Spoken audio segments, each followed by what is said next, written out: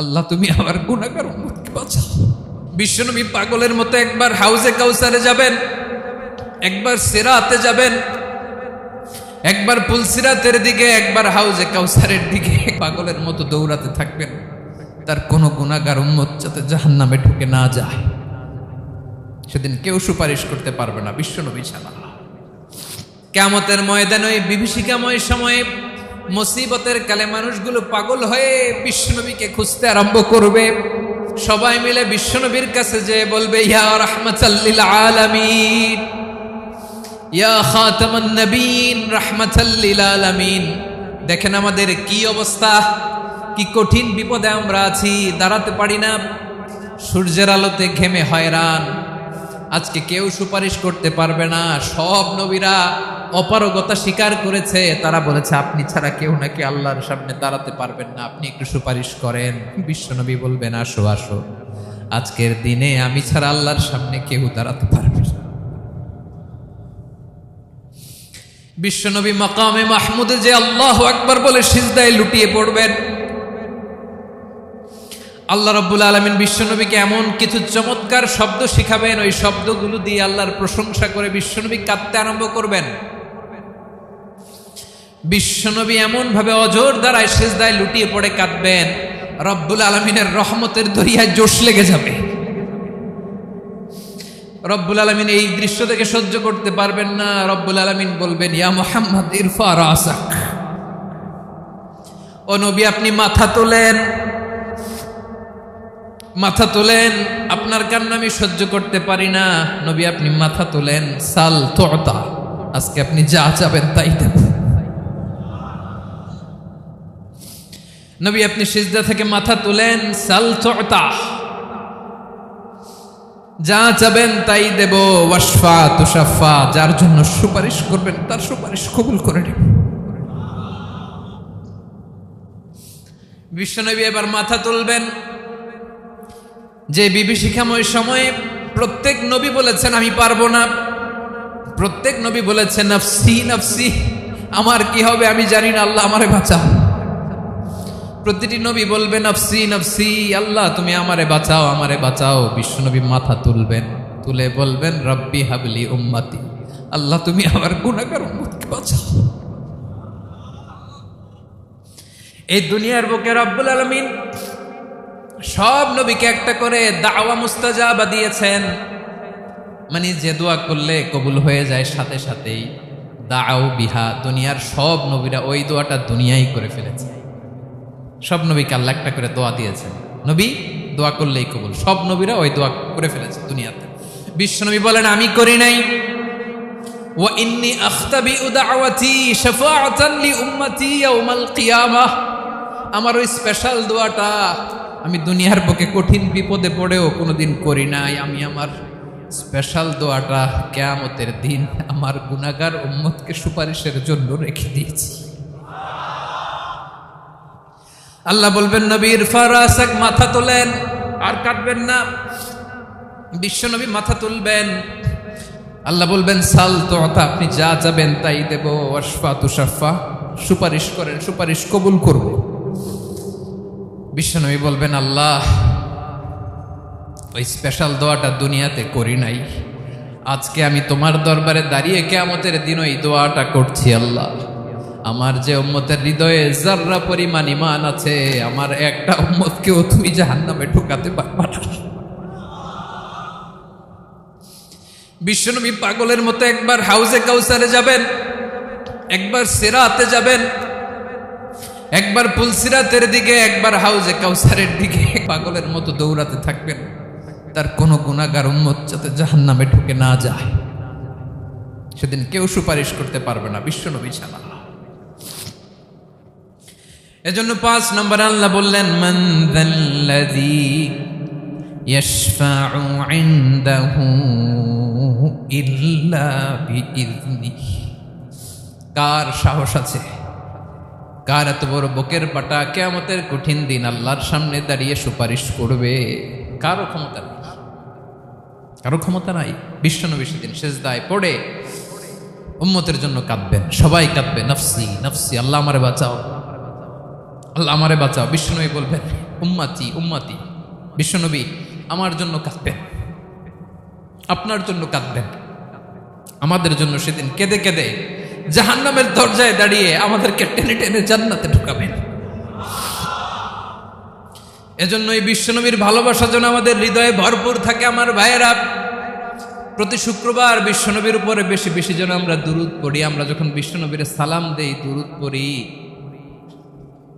একদল স্পেশাল ফেরেশতা আছে যারা বিশ্বনবীর দুরূদটা নিয়ে সরাসরি বিশ্বনবীর রওজায় যায়, যে বলে অমুকের বেটা অমুক আপনারে সালাম দিয়েছে। বিশ্বনবী নিজ কবরের থেকে নিজেই সালামের উত্তর দেয়।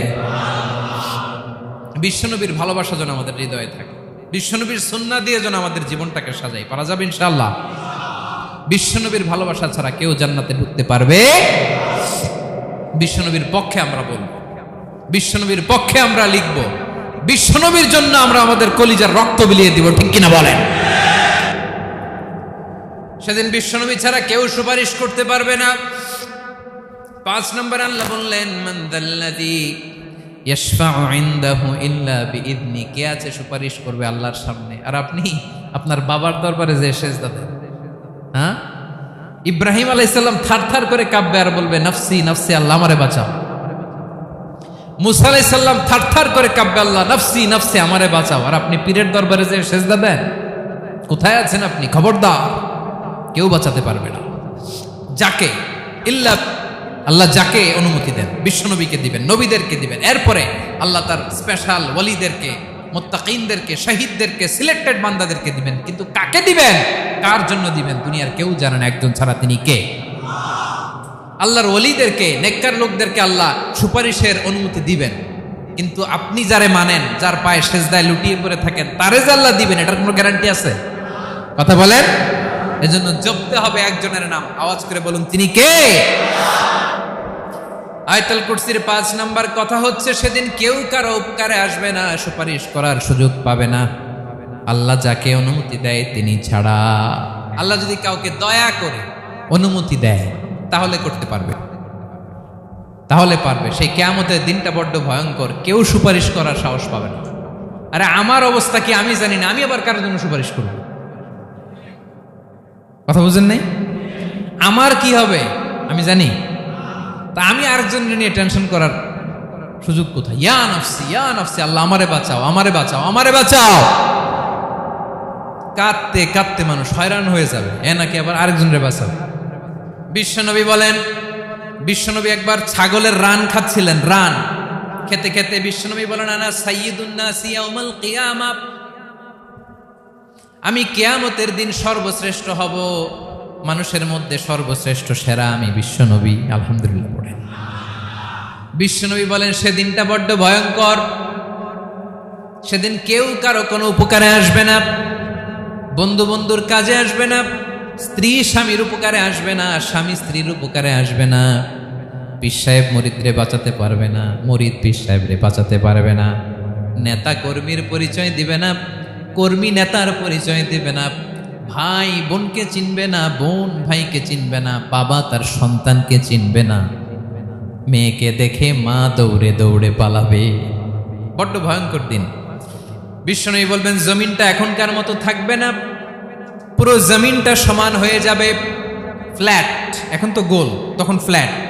সবাই এক জমিনের উপরে দাঁড়াবে, সূর্যটা মাথার কাছে চলে আসবে, সূর্যের গরমে মানুষের মাথার মগজ গলে গলে কানের ছিদ্র, নাকের ছিদ্র দিয়ে বেয়ে বেয়ে পড়বে। সবাই হয়রান, পেরেশান, ক্লান্ত শ্রান্ত। মানুষগুলো বলবে বাঁচার কোনো উপায় নাই। 50,000 বছর মানুষ এরকম দৌড়াবে, চিৎকার করবে, কাঁদবে, বাঁচার কোনো উপায় নাই। সবাই বলবে, আল্লাহ যদি বিচারটা শুরু করতো, যা হবার হবে, আগে বিচার শুরু করুন। বিচারই শুরু হয় না, বিচার শুরু হইতেই 50,000 বছর। আল্লাহ, 50,000 বছর, 5,000, 15,000 না, 50,000 বছর এরকম যাবে। মানুষগুলো কাঁদতে কাঁদতে বলবে, চলো আমরা আদম আলাইহিস সালামের কাছে যাই, যেন আল্লাহর যে সুপারিশ করে, আল্লাহ আপনি বিচার শুরু করেন। কিয়ামতের ময়দানে সবাই মিলে সাইয়েদনা আদম আলাইহিস সালামের কাছে যেয়ে বলবে, ইয়া আবাল বাশার ইয়া আউয়ালাল আম্বিয়া, ও ও আদম নবী, আপনি দুনিয়ার বুকে প্রথম নবী। আল্লাহ নিজ হাতে আপনারে 60 হাত লম্বা করে বানিয়েছেন। আপনার সম্মানে ফেরেশতাদেরকে সেজদা দিতে বলেছেন।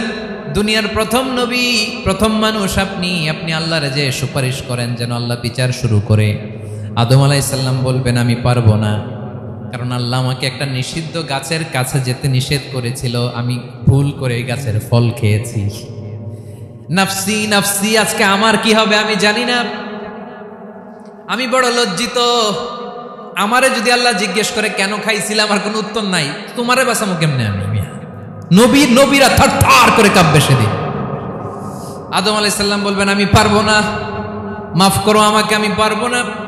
ওই যে ভুল করে গন্ধম খেয়ে ফেলেছি, নিষিদ্ধ গাছের ফল খেয়ে ফেলেছে, আমি বড় লজ্জিত, অনুতপ্ত, আমি পারবো না। আজকে আল্লাহ এত রাগান্বিত হয়েছে, আগে কখনো আল্লাহ এত রাগান্বিত হয় নাই, ভবিষ্যতেও আল্লাহ কখনো এত রাগান্বিত হবে না। আমি পারবো না। এক কাজ করো, তোমরা নূহ আলাইহিস সালামের কাছে যাও। কোন নবী? লোকেরা এবার পাগলের মতো দৌড়াতে দৌড়াতে আল্লাহর নবী নূহ আলাইহিস সালামের কাছে যেয়ে বলবে ইয়া নবী আল্লাহ নূহ, আনতা আউয়ালুর রুসুলি ফিল আরদ, আপনি জমিনে প্রথম রাসূল। আদম আলাইহিস সালাম নবী ছিলেন, রাসূল ছিলেন না।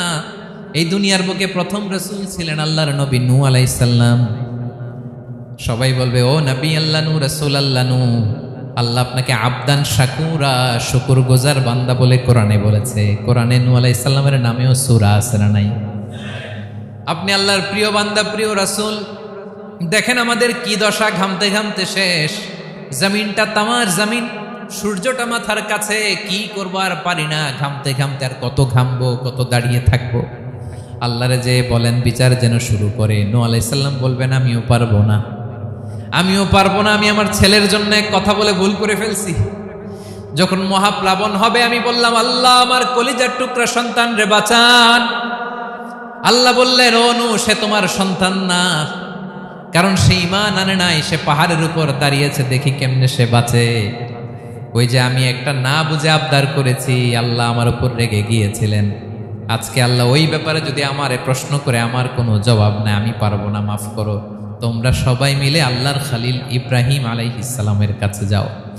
লোকগুলো পাগলের মতো খুঁজতে আরম্ভ করবে, অযুত লক্ষ নিযুত কোটি মানুষের ভিড়ে আল্লাহর খালিল ইব্রাহিমকে যে বলবে ইয়া খালিলুল্লাহ, ও আল্লাহর খালিল।